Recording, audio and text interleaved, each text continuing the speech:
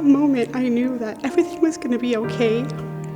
I wasn't sure how, but I just knew it was going to all be okay.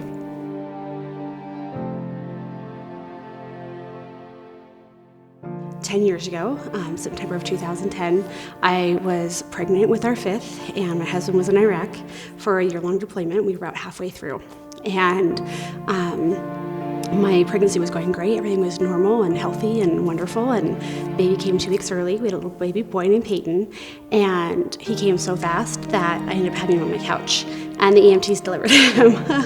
And my husband was able just to call just in time to catch the tail end of his birth on the phone from Iraq. And it was just a crazy experience from start to finish.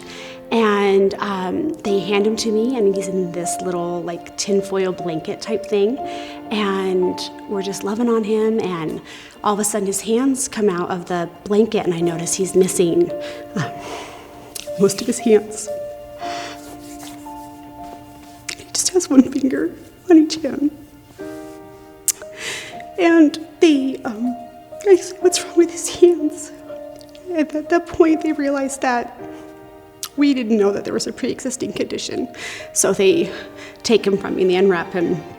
And I noticed that his feet are also missing a third of each of his foot, and he only has one toe on each foot. And they rush us to the hospital.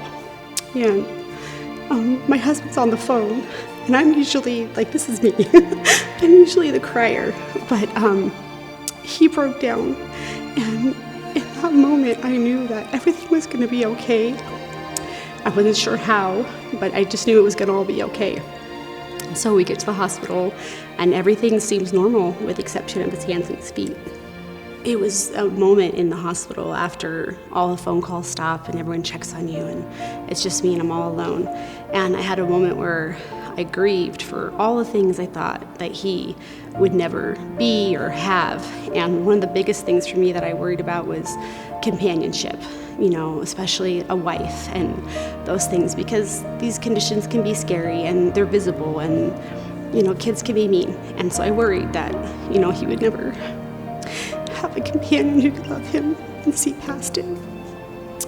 So in my heart, I just prayed for a long time that he could just have someone in his life that could understand and would love him and just kind of be a companion for him.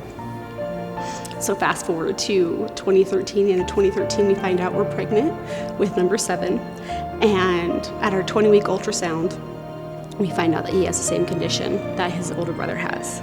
And I remember being in the room with my husband and just looking at him, and he was devastated. He didn't want to have another child who was going to have difficulties. But for me, it was an answer to prayer.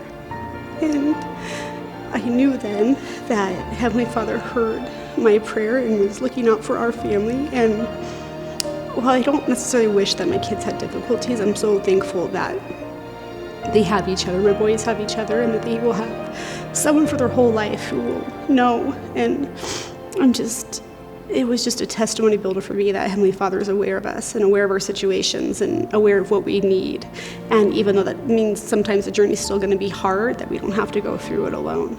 And it was just, for me, it's just one of those things that just helps me keep my faith strong, knowing that Heavenly Father hears us and knows our circumstances and how to help us.